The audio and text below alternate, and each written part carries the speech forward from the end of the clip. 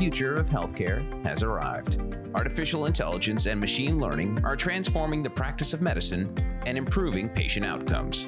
This is Smarter Healthcare with AI. Conversations with Dr. Hassan Tetteh as he shares insights into the healthcare of tomorrow and how we can help create it today. Today, I am joined by Dr.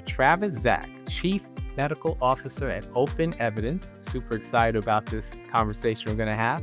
He's a physician scientist at UCSF, and he's working absolutely on the front line of bringing AI to the bedside. Welcome. Dr. Zack, it is an honor to have you as our guest on the Smarter Healthcare with AI podcast. And there's so much I want to talk to you about. And I think for the benefit of our audience, I'd love if you could tell me sort of like, what's the origin story? You know, you have an incredible background, PhD in biophysics, Harvard Medical School, and now you're doing this. Yeah. OpenEvidence. First of all, what is OpenEvidence and how did you come to be in this position? And I'm sure our audience would love to hear that story. Sure. Yeah, sounds great. Thanks so much for having me. I'm really excited to talk to you about this very transitional point of AI within healthcare. So, OpenEvidence is a medical search platform. I like to be very specific. Our goal, the problem we were trying to solve, is for a given clinical question to find the right references in the medical literature to answer that question, and then use those references to answer it accurately, which is a lot longer way of saying, take a clinical question and find the right answer, but it's a more accurate one, because I think without the right references, you shouldn't be able to trust the right answer, right? You, as a trust but verify clinician, you have to know where that answer is coming from. So that's what OpenEvidence is. We're now used by about half the doctors in the United States. We get over 1 million questions a day from clinicians at the point of care. So that's answer one. Answer two is a very long answer. I'll do my best to summarize. I was in physics in undergrad, went to graduate school in biophysics with no real interest in healthcare specifically. I was more imaging, kind of like single molecule imaging based. And then made a transition to being interested in cancer biology during graduate school due to some family health things that came up. So actually transitioned my focus and ended up doing my PhD in statistical algorithms in computational genomics, basically taking big data sets in cancer and understanding what was driving cancer back when we were doing a lot of bulk sequencing, trying to find drivers and passengers in cancer.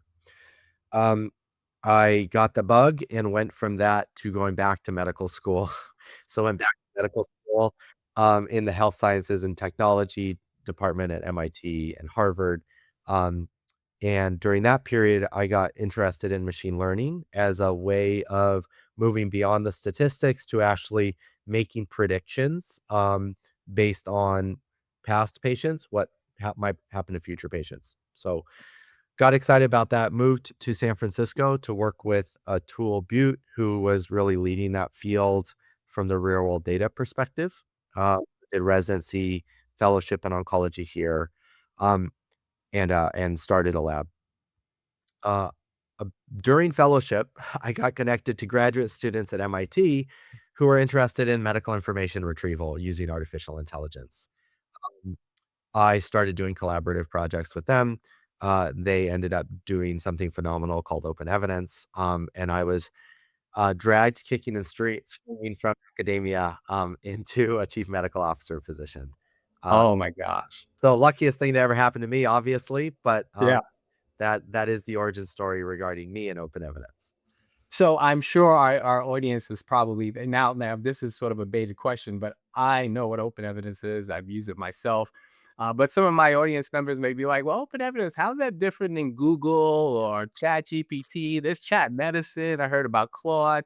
Yeah, just give us a little bit of a bit of the distinction. Yeah, so I'll go under the hood a little bit. And I do pride myself on being a medical educator, and I think it's very important to understand these are statistical systems. They're not magic, right? In the end, that there are numbers underneath it. And the first principle that separates what open evidence is doing from a lot of others is the perfunctory term that we talk about: garbage in, garbage out. Right. Um, and garbage is in the eye of the beholder, of course, but specifically what we mean by that is, what is the data being used to answer the question? And in a lot of the other models out there that are specifically focused on medicine, the data sources can come from anywhere on the internet, right? So, can come from PubMed, but can also come from Reddit blogs, or, or Facebook, or any of these other sources. So the first piece that makes open evidence different is the walled garden of what we are drawing answers from. And um, the big picture is PubMed, but not just PubMed. There's a lot of bad stuff on PubMed. So curated PubMed to make sure we are not incorporating predatory journals or pay for play journals, for example. Um, Licensed content, full text and multimedia from more and more publishers. So New England Journal, JAMA Catalog, Wiley, American Academy of Family Practice, etc. Publish guidelines where we're working directly with guidelines to make sure that things are up to date to the day, hundreds of guidelines. Wow. And then finally, FDA labels and drug information directly from the FDA and CDC and others. So it's a white list, more or less, right? It's Right. a white list of, these are things that if I was a doctor, I would use to answer a question. And so Yeah. that's one aspect. And then the other aspect is, what is the model trained on? And the Hmm. model to actually pull those references and get the right answers are trained on human expert physicians, recognizing that if you are asking a question in thoracic oncology, the human expert is not a PCP. It is Right. not a gastroenterologist. And so being very thoughtful that when you are training the model, the question is not a medicine question. The question is a gastroenterology question, or the Correct. question is a general surgery question, and that you have to find the expert to train the model that is in that expertise. And us having a specific focus on medicine allows us that kind of depth to create models that accurately answer. So that's all the under the hood stuff. What it is in practice is, you ask a question, it does look a lot like a Google search bar, but what you get out of it is what looks a lot more like a review article with references in line to say where we're pulling that information from, knowing each of those references are real, not hallucinated, and come from the sources that you would trust if you were, reading the paper as if it was written by a human. So Yeah. I mean, I that should that warn you ahead of time, I'm an academic, so you ask one question, I'm gonna give you a 10-minute thesis. no, that's totally great. That's absolutely what we wanted to hear. Yeah, Open evidence is tackling something deeply foundational, like you said. It's the clinical knowledge itself. It's not just this vast array of like random things that happen to be tangentially related to my specialty, your specialty in oncology, or our colleagues in gastroenterology. So I think that was exactly what I wanted you to say. So it's perfect. So you think about the problem, right? You said it's knowledge versus care. You talked about your background, how you came to this, and we need information to make better decisions in healthcare. That's kind of like what we learned from day one in medical school. Um, what are the current challenges now? Why do we need open evidence in yeah, 2026, right? I mean, we learned about Hippocrates and all these great physician scientists and Osler and my specialty, so a little bit biased here, but yeah, I mean, those docs did fine, back yeah. then. Why do we need open evidence now? It's like you're teeing me up. We didn't talk before. I love this because it's not a problem that it is today, but it is a problem that I would say the last 40 or 50 years that has just been worse and worse, increasing. And that is this problem of the medical fire hose. And it occurs on two dimensions. So if you think about how Osler practiced like 150 years ago, or how he trained, he probably had like one mentor, maybe a couple. He learned some pieces of knowledge that would fit broad swaths of the population. This is how you treat diarrhea. End of story, right? Um, and he learned that, and then it was good for 30 years. Like, not much changed in how to treat diarrhea between 1850 and 1880, right? So you ended up, when you think about each quanta of knowledge, um, it covered a broader population, and Mhm. it covered them for longer periods of time before it went stale, and you had to learn something new for that, right? Mhm. Fast forward to today, and we just have had exponential growth in how much knowledge there is, how this um, how quickly it becomes out of date, and the population in which it addresses is smaller and smaller, right? Now it's not lung cancer. Now it's not non-small cell lung cancer. Now it's not EGFR mutated non-small cell lung cancer. It's 858 mutated uh, non-small cell EGFR non-small cell lung, right? And that's and I don't wanna be equivocal about this. That is phenomenal for patients, right? The fact that we get to say, "This is exactly what's right for you as a patient," is amazing, but it's extremely hard for doctors, who are still the same human beings they were 150 years ago, to keep up with how fast that changes and make sure every patient is getting the evidence-based care that they should be getting. And so the problem Open Evidence is trying to solve is keeping doctors up to date with those evidence-based recommendations as they change every month and as they affect smaller and smaller pieces of a population. And, um, I think that that's what's hit the nerve and why we've grown for by word of mouth, over 2 years to being half the doctors using us. And I like to what I like to point out and like that the proof of that is doctors are not using open evidence the way the New York Times likes to pretend they use open evidence, right? They're not asking what's the differential for my shortness of breath patient to look for zebras, right? When we look at our data, the majority of questions are about treatment and management or side effects or special populations. These kind of things that change rapidly in the literature, and the doctor's just trying to make sure that they know what's most up to date. Right. And that's very different again than a lot of the lay people think that we're using it for differential diagnosis creation or and when we do, it's often just to kind of expand what we already have as a strong foundation. Yeah. Let's unpack that a little bit because that's a really important, critical thing. I think it'll resonate with the audience. And I'm gonna help to bring this out, this point that you made, because I think it's really important. Let's talk about time. Like all of us in a healthcare ecosystem, whether we're the patient, Yeah. we're the administrator, the leader, the person doing the coding, certainly the doctor, Yeah. are very, very Time pressure. sensitive to time, right? So what's the hidden cost clinically and economically of physicians spending time, hours searching for answers that may not be readily available to them when you have something like open evidence? Right, right. And where we're quantifying this, and it's really scary in my mind, because the hidden cost is that it's not that they're searching for hours to find the information. It's that they just go with their gut and don't. Um, and so you can imagine, uh, there's somewhere between 3 and 5 questions for every single patient that a doctor has that they aren't 100% sure they know the answer to. Most of those, they're probably 95% sure they know the answer to, right? They're like, I saw a patient like this 2 months ago, probably not much has changed, or, I mostly remember the right way to treat. The last person I saw didn't have CKD, chronic kidney disease, but I'm sure that it doesn't matter in this case, right? For a lot of those, it would take me 20 minutes in the old way, going through PubMed or traditional resources to go find the right answer, which I'm 95% sure is right, right? So what happens is they just don't. They're just like, I'm sure I know it. It's fine. It'll be fine." And then there's some threshold of certainty where they do look it up, right? Because doctors, they're in the end, they take their patient care very seriously, all of us. Right. Really. Yeah. And so, maybe it's 70%, right? If I'm 70% sure, I'm looking that up, even if it takes me 20 minutes, right? I'm gonna do it. I'm gonna make sure I do the right thing. Um, and there are other dimensions for that. But so what we're seeing is now that it doesn't take 20 minutes, it takes 5 to 6 seconds. Now people are going to external resources and that is open evidence and going with their gut less.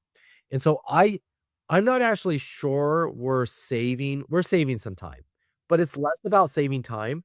And I actually think people are providing better care because they are more certain in their answers. So there's that aspect.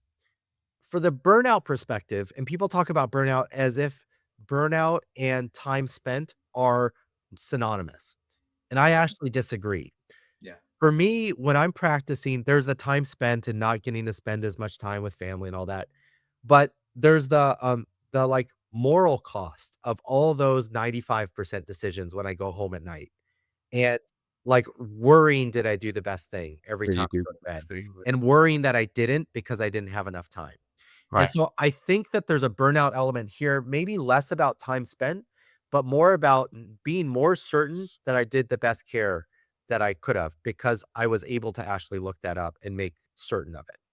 So those would be the 2 aspects I think about, a little bit when it comes to and we're running some prospective trials to kind of go through that, to say, how often are people going to external resources when they do or do not have a tool that provides it in 5 to 6 seconds versus the traditional approaches? Yeah. So let's give us a real world use case for exactly what you just said. I complete everything you said resonates with me, right? So yeah, I get it.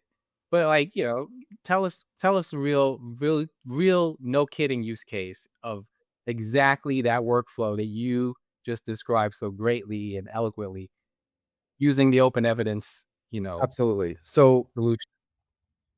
let's just I'm gonna come up with an example, of a PCP, and patients are getting more and more complicated. So the patient, Right. is mid-50s, has type 2 diabetes, um, has hypertension that's long lasting, and has a new diagnosis of heart failure, right? Uh, Complex patient. Complex patient.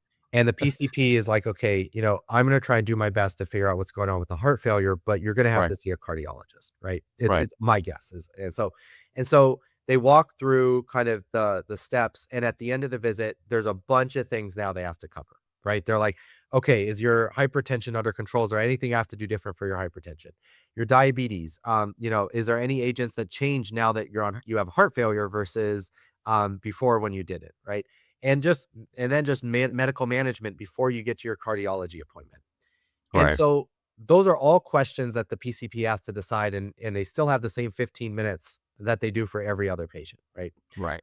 And so in the old way, what they would probably do is their best attempt to figure out what are the 2 things I have to make sure I'm safe with for this patient regarding the changes in their medical management, and teeing them up for their cardiologist, right? In the few minutes I have left. Those are the ones I'm gonna do my research on. I'm gonna go to the American Diabetes Association guidelines, spend the 10 minutes finding the right page, go to the American College of Cardiology guidelines, make sure I have the right page.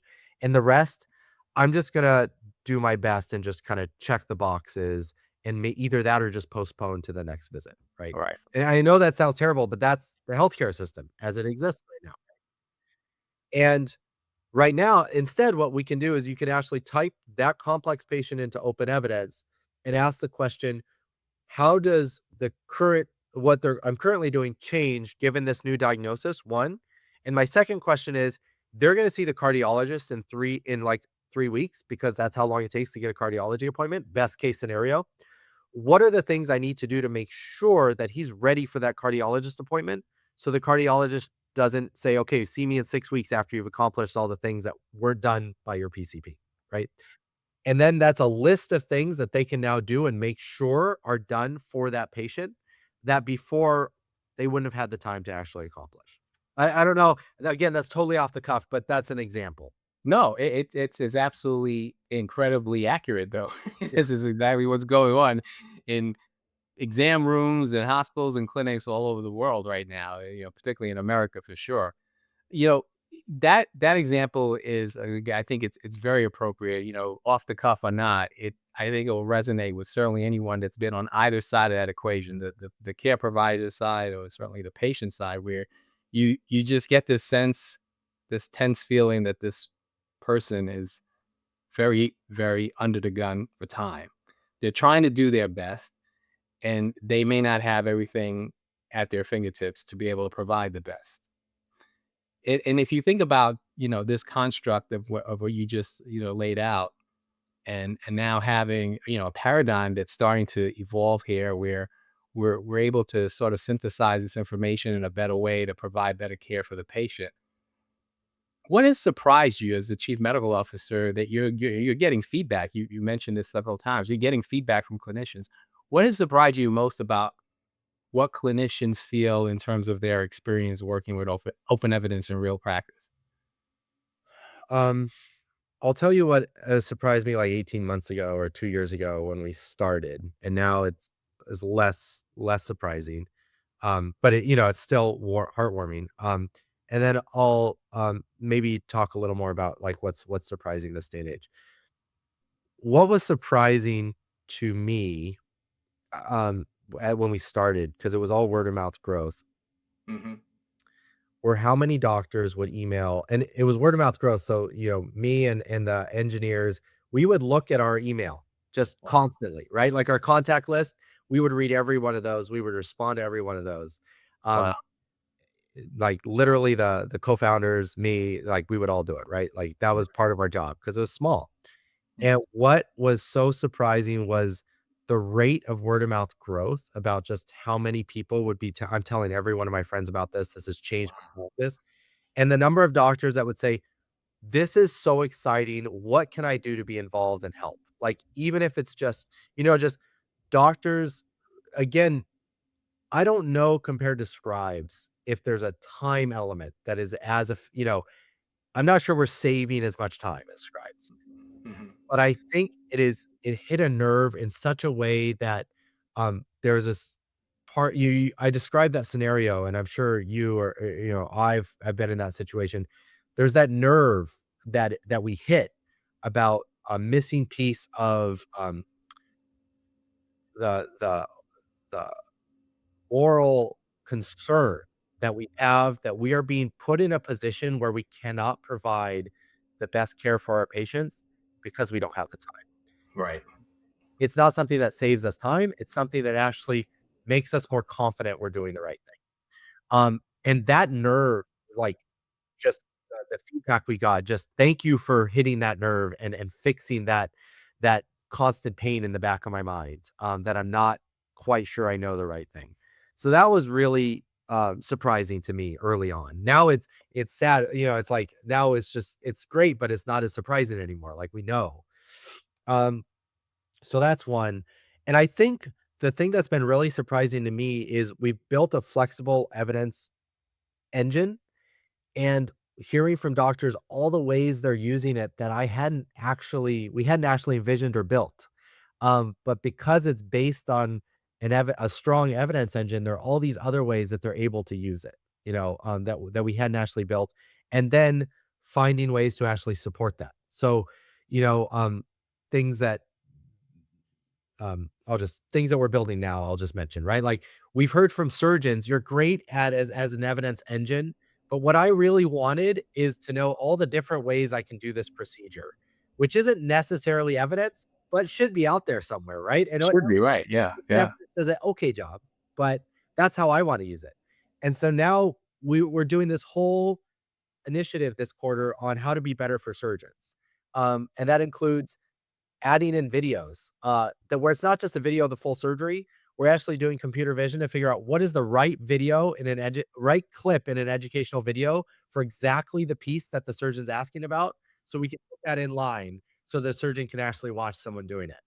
Um, or talking to surgical experts across the United States for the areas where, we've gotten thousands of questions from surgeons where there isn't any evidence, but maybe expert guidance is the right approach, and just making sure we find that expert and attributing their content. So, those things is like having someone either tell us something that they're using open evidence for that it's working really well and we didn't know is a use case and supporting that use case, or having someone tell us, I want to use open evidence for this. It's not great. And then we're like, great, let's figure out a way to make it great. And so all those, medicine is it's a long tail field, right? And one of the reasons static resources don't work for long tail fields is you can't cover every use case. But one of the things that we're learning about this long tail field is as we learn from people about how they want to use the tool, we can start to support them more. So that's been another thing that's been surprising is that feedback loop once we have so many people using it has been really great. Well, that's incredible because I have to confess, I'm one of those people. I heard about heard it was word of mouth. It wasn't a billboard.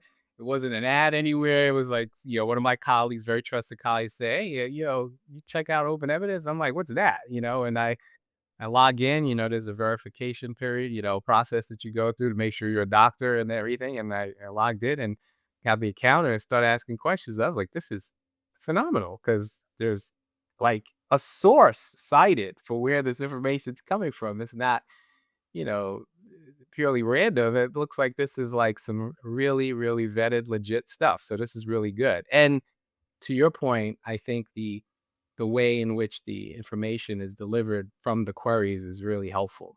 Yeah. So now here's a bigger question. All right. If AI and open evidence can give every clinician access to the world's knowledge, right? Vetted, you know, peer reviewed, what becomes a new differentiator for a great or world-class physician or surgeon now? Yeah. Well, I'll put aside proceduralist because that's a whole nother step. You guys have your own moat. But I think there's a lot of similarities in what I would say is the general moat of like what makes humans different and what makes one human different from another. Um, and um, it goes back to this like what Osler did versus what we do now. Right. And I think there's a lot of um, identity. So I would say that there's two pieces of a physician identity that we feel strongly about based on our training. And one of which is very inhuman and is actually rather new for physicians, and the other one is very human and has been part of the physician identity for thousands of years, right? Mm. And so the first one is, well, I have to know everything that's ever been published in medicine or I won't be able to practice right, Right. right? Yeah. And you know, that's again this new thing where that it's been true, right? Like if you didn't know that if it were in the 90s and you had to look up every single thing and take 3 hours for every one, Yeah, you you wouldn't wouldn't you practice wouldn't survive. medicine, Yeah, right? yeah, Um, and but it's become more and more of identity as it's become harder and harder to do because it's the differentiator, right? It's like if I know everything, I become the better physician because I'm constantly reviewing the New England Journal. I know the latest trial when it comes out. And then there's another part of the physician identity, which I think both physicians have in equal parts, which is um, I am I've used my experience and my reasoning and my empathy to take what I know and apply it to the patient in front of me, right? right, And right, all those things are so human, right? And so important, which is I've seen 30 cases of individual patients that have this exact same thing or something similar to it. I know how this plays out. I right. know how to balance the efficacy of the drug and the toxicity of I see in front of me. I know the different outcomes. I can pair that with the quality of life things that the patient's talking to me about. And I would say, those are things that a physician has been valued as a physician again for thousands of years, which is the Right, experience, the reasoning, the right, empathy. And those are very human tasks, right? So I really see the differentiator focusing more on that second aspect as we do a better job of taking away that inhuman task, which is the entirety of human knowledge generation. right, And I think that's and for me, I think that's a good thing in a lot of ways, right? I wouldn't want the differentiator necessarily to be, did I read the New England Journal when I woke up this morning, or not, right? Um, so that's where I see a lot of the differentiation going. And I'm in the I've looked at 150 million questions, right, more or less, right? That's how right, many questions we've had asked. The other thing I like to give physicians credit for, they don't give themselves enough credit for, is the job is very hard and it is not in a textbook. There are yeah, very, very few questions that get asked to open evidence where there's this textbook answer that is right here, or even if it is, that textbook answer perfectly applies to the individual patient in front of the physician. and the case in front of them, correct, yeah, And so absolutely, that extrapolation layer is something a physician doesn't give himself enough credit for. That is really hard and nothing that can be trained, right? We don't have the data to train that right, extrapolation layer. It's never in the cohorts in the randomized control clinical trial. yeah. Well, I love that. I love the fact that I'm often fond of saying this. I think that AI, for everything that people have an opinion about its application, its use, its permeation into every aspect of our human lives, I think that if it's used correctly and leveraged appropriately, it could actually help us to be more human Yes. Yeah, exactly. Exactly right. Yeah. and help us to be more human. So to your point of, the great differentiator for the great physicians in the future will actually be that, we are more human, we are more empathetic, we are more caring because we can take knowledge now and leverage it, but bring in, like you said, that layered approach of like synthesizing that information so that that answer that's not going to be in that textbook per se or in that study per se, we can use the patient in front of us or experience what we have and gain from the interview, from the listening to the patient, from the being empathetic, for understanding all of the things that are kind of coming into play to provide the best care possible. So if you take all of that now, the natural next question must be, how should medical education evolve in a world where recall is less important? So Yeah. you said, well, the great doctor knew everything. Well, in the 1800s, there wasn't a lot to know. I mean, there was a lot to know, but there wasn't a lot to know relative to 2026. So the differentiator now is a little bit different. And when you think about medical education, the future of education and healthcare in particular, many medical schools are considering, and some have already gone so far as to start truncating the amount of time because those first 2 years, as you and I know, we were that generation where you got to memorize as much as you can Yeah. so that when you get in front of a patient, you'll know enough to be able to have a clue. Yeah. Yeah, that's exactly right. I love that. Exactly. So now you're like, that may not be so important, right? If you Yeah. can really get, a lot of information right at your fingertips. So how do you think medical education should evolve in this world that we're moving forward in, and you guys are certainly pioneering through open evidence? I have biases because of what I value in medical education. Sure. So I take it with a grain of salt. But I think the individual facts about treatment, management, that's gonna matter less, and it all comes down to what I talked about is, like, what is gonna be the differentiator, and that's the reasoning component. And in order to have a strong reasoning component, in order to be a good reasoner, you have to be really flexible, but still understand the fundamental processes, right? It's like, I think the first principles are gonna be more important than ever because, like you said, you have to have enough knowledge before you go to the bedside to actually put anything in context, right? Correct. And I think it'll be less about what is the first line agent or how does spironolactone work or any of those. But I think the basic physiology, pathophysiology will still be really important to put anything that you get from, you know, the language model about the first line treatments into context.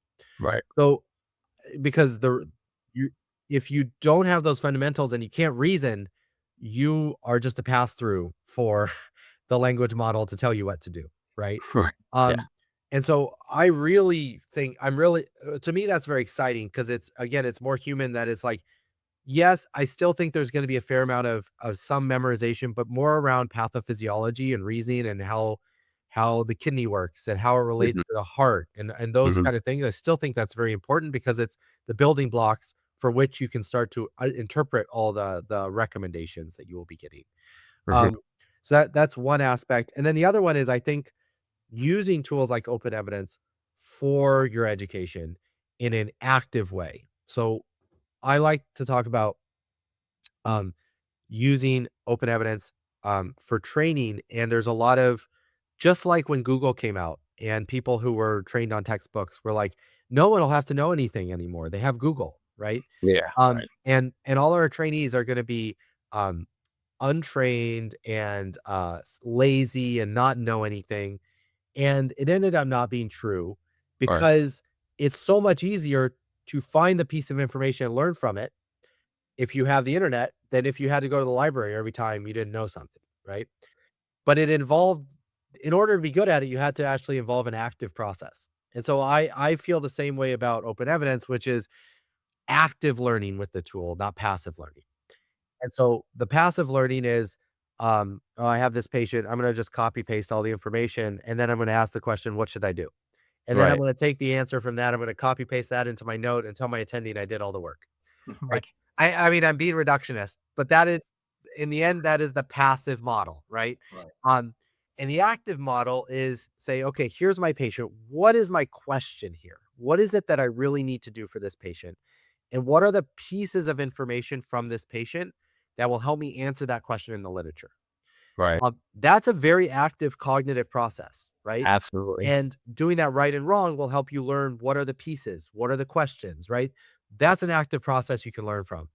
And then active output, which is when you have that output from the answer, critically evaluate it. Is it answering the question that I wanted it to answer? Is it answering the right question? Does that answer relate to my patient in a useful way? How Hmm. do I extrapolate the evidence in that to my patient? Hmm. And I said that sounds exhausting, right? But what I try to tell a trainee is imagine having to do that with a traditional tool. All That right. would taken you 40 minutes. And we were in the I'm sure you were a resident and you did Yeah. that, right? It did take Yeah. 40 minutes. Still had to go to the library. Right. So now the getting that information itself took 5 seconds. Right. So maybe takes 90 seconds to do those other pieces. And you still saved yourself 18 minutes of time, right? Like, and so, for trainees especially, I like to frame it that way, which is like an inoculation procedure, which is look, you still have this dual responsibility as a trainee, which is not Right. just to the patient in front of you, but to your future patients. And those 90 seconds that you use in active use of these tools, those are all given to your future patients, to actually learn as you use them. And I think if done that way, I've definitely learned a lot more and been a better doctor because of this tool, not just to current patients, but future patients, because I am doing things not because my attending from 10 years ago told me this is how to do it. I'm Right. doing it because I actually understand why he told me because the primary literature is there. So And that's different. That's a different type of understanding and exactly. application of the information. Absolutely. So I want to shift a little bit in the discussion because open evidence is clearly geared toward the physician and the provider. Yeah. I've been, observing, as I'm sure you have, that there is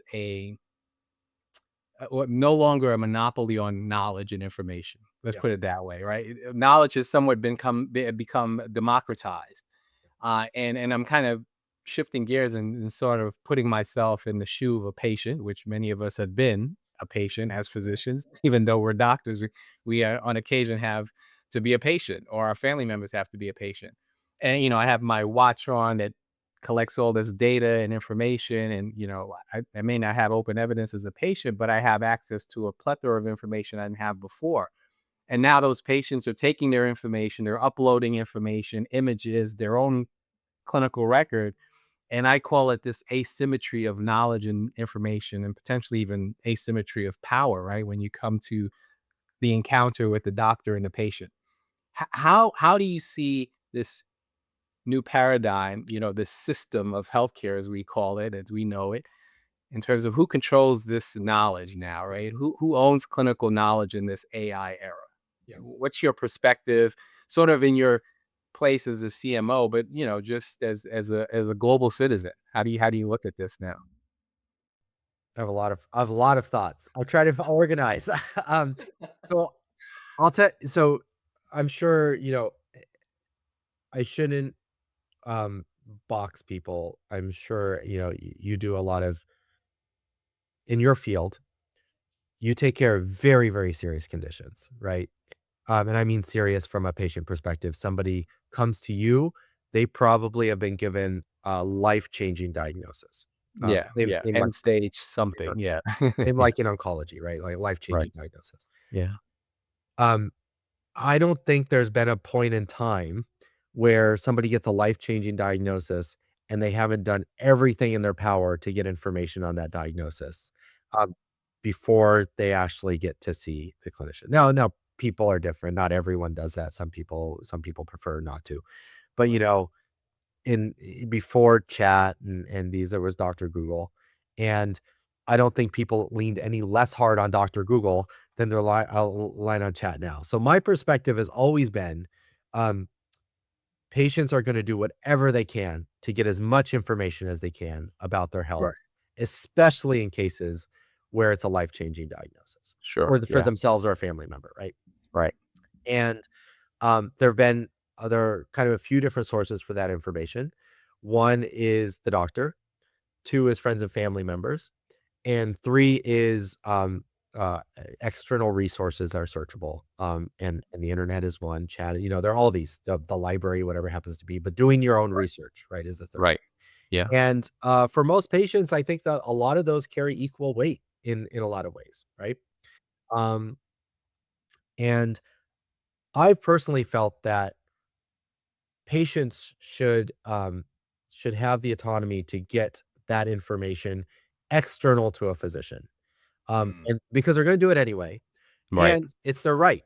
It's their right to information, right? They should have that information, Right. and, from a personal perspective, which is a little different than where we are at as a company, um, is I would love them to have the same medical-based, information resource that physicians have, right? So, I that would be my goal, and I think it should be democratized. Mhm. I will put some caveats on why I think it's dangerous, but Mhm. I still think that they're gonna do it anyway. They might as well have it from it's the same source that a doctor would trust. Yeah. Trusted, right? The reason that we are not there's a couple reasons that we're not doing that as a company perspective, and it's really more or less because, one, we really truly believe that if patients deserve that, they deserve something that was built for them, not built for doctors and then released to them, right? Right. That's Yeah. slightly different, right? The Sure. knowledge base may be the same, but the Right. product would be different. And how it's presented to that population for sure. So that's one, and then the second one is we are a very small company that's grown just incredibly fast in the physician space, and so it's like if we really believe that patients deserve that own product, we should dedicate the resources to build that product, and we just don't have those resources. So that's just where we're at. But from a broader perspective, either you believe that patients deserve all the same, that information, or even if you don't, you should recognize they're gonna try and get it anyway, right? Yeah. As a physician. So, I am overall generally positive about this. I think that AI, despite its risks, despite its errors, is still a lot better than the Google search page rank in terms of, the way people used to get in and the misinformation people used to find on Google.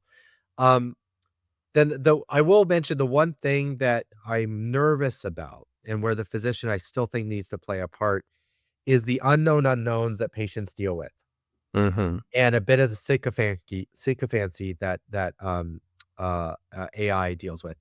And that is when a patient says, "I have type 2 diabetes and I heard there's a new drug available for me. Would this be a good fit for me?" There's still a lot of cases where, AI regresses to the mean and assumes that that person has type 2 diabetes, right? Right. Yeah. Maybe they have type 1 diabetes, Right. and Yeah. Or don't have diabetes. don't have diabetes, and so right, and so, um, the unknown unknowns is something that we benefit from a little more by working with clinician audiences, which is the physician knows the right input and how the specifics that are important for an answer in a lot of parts. Whereas a patient may not, and that may lead to incorrect answers. Even if it's correct, again, even if it's accurate based on what was given, it may Right. not be accurate based on the full context, right? Right. And a patient doesn't necessarily know that full context as well. So I think there are a lot of challenges there, and I think that's where I think we have to be really careful as physicians when we hear, "Oh, chat told me this. Oh, my AI told me that." It's like, well, what did you tell it? Right? Like it's hard, right? It's like, Right. oh, so Yeah. I I really want the end to be something that is more helpful for physicians, where the tool allows the patient to interact with it and get answers, and then somehow summarize or distill that conversation in a way that makes our life and intake easier so that we can help be a guide for that whole 4 weeks that happened before they came to us. Right. without getting a printout of here's all the things the chat told me. Right. Right. Um, Yeah. and I think we'll get there. That's what my hope is, and we'll end up in a better place. Yeah. Well, you've been extremely generous with your time, so I want to start to sort of close, but I take it from our conversation that you are somewhat of an AI optimist, as I am. Yes. Yeah. That's fair to say. So great. So kind of in that guise and context, being inspirational, sort of forward looking. I can't help but have you know the brain trust that is Dr. Travis Zack in front of me and not ask these very pressing questions that I'm sure everyone wants to know, right? If you could wave a wand, look in the crystal ball of 5 to 10 years from now, what do you think the future AI augmented clinical encounter will look like? I mean, we know what it looks like today. You gave us a good picture of 2026, but 2030, 2031, where do you think we're going to be at that point? So my goal is that right now, um, we're doing a very good job answering questions that clinicians bring up. Um, but I think we're learning very quickly what questions they should be asking. Mm, Um, interesting. and I believe in 4 years, a lot of the questions, we will be the ones asking it. The AI system will be the one asking it, and it can be done before the visit occurs. Mm, And my hope is that a patient won't have to wait for their 6-month follow-up to know when some new clinical trial has come up that might change practice, right. or hope that the physician has noticed that trial, by the time of the visit, right? And so what a clinical encounter will look like will be one one in one scenario, this clinical encounter was created because, of an emergent situation that we feel like this patient should be seen, based on X, Y, and Z. And here's what we think your clinical expertise will be very valuable with as a clinician to address and discuss with the patient. And there are these other 4 things that we have identified that we actually, you should check them, make sure they're right, but we don't really feel like it requires a human judgment to refill their losartan, for example, right? Or to, maybe even, their CKD is a little elevated to recheck this lab so that it's done for you by the time of the visit, right? So, my hope is that it isn't this, uh, there's a lot more passive things that Mhm, do the triaging, so the clinician can really focus on the human elements, and mhm. some of the box clicking that happens in operations in EHR gets somewhat automated and to the benefit of both the patient and the physician. So you think agents will play a role in exactly what you're describing? Yeah, so more. I won't dive into these. Yes, Okay. I like agents as a word that gets thrown around. I just would prefer to say, yeah, there will be. Autonomous Right, there will be activity. autonomous because agents and autonomous are slightly different in my minds, but yes, there will be more autonomous systems that Mhm, act as sentinels mhm. where, there's less requirement for the human, to actually initiate, and I mean that from both the patient and the physician side. Yeah, that's great. Well, you've given us a lot to think about and to consider, and I just really, really am so grateful to have had this time with you. And what I thought would happen, and I think our conversation, sort of progressed in this way, even though I couldn't script it out if I could, if I could have thought about it, was that we started off this discussion about your amazing career and what open evidence is doing, which is clearly AI. I mean, it is cutting edge, no kidding. This is AI. But at the end of the day, it's not really about the technology. I think you articulated, in so many ways and provided so many robust examples, not only in your own experience, but in the experiences you've had channeling the feedback you've gotten from millions of physicians saying, "Listen, this is allowing me to be more human and take care of patients better." And I think I've been trying to convey that in the smarter healthcare with AI sort of discussions and sort of illuminate that this is a scary time for many because there's a lot of unknown Yeah. things, but optimistic, and I think you share in this optimism that things like OpenEvidence and these tools that we are calling and defining as AI can help us deliver human care and do it in a better way. Yeah, I totally agree. I would say my one cautionary thing that I want to be very thoughtful of as a clinician whose primary interest should be our patients is Hmm. that there will be push, I believe, from operations and the top to use these tools as a way to argue for even more efficiency and less time with the patients. I Mm. think we have to speak with one voice to say, no, these tools allow us to get to where we should be when we haven't been able to get regarding that human element and the time spent with the patient, not allow us to move 15-minute visits to 8-minute visits. And I just worry that if we don't have those kind of active conversations about this is something that fixes a problem, not something that allows for, even more efficiencies and less time, then it will kind of be forced on us. So we should have that active voice to be, this is a way to improve the actual human connection, not a way to improve efficiencies in the healthcare system. Yeah, I think that's a very appropriate way for us to close. Absolutely. I would say you should repeat that again. What's I the repeat it to action? anyone who will listen. Yeah, That's what is the one action that physicians and all of those that are involved in this this dynamic world right now should focus on? And that is, I think you're absolutely right. Like, let's not make this so that we get a way to put more input into the day, but actually give us more time to do the things that are really meaningful for patients and as us as professionals that are delivering care. Thank you so much for having me. It's been a fun conversation. This has been Smarter Healthcare with AI. If you'd like to find out how to bridge the gap between medical experts and tech innovators and discover how AI can make us healthier and more human, go to Tetteh.com. Smarter Healthcare with AI with Dr. Hassan Tetteh is a production of Forbes Books.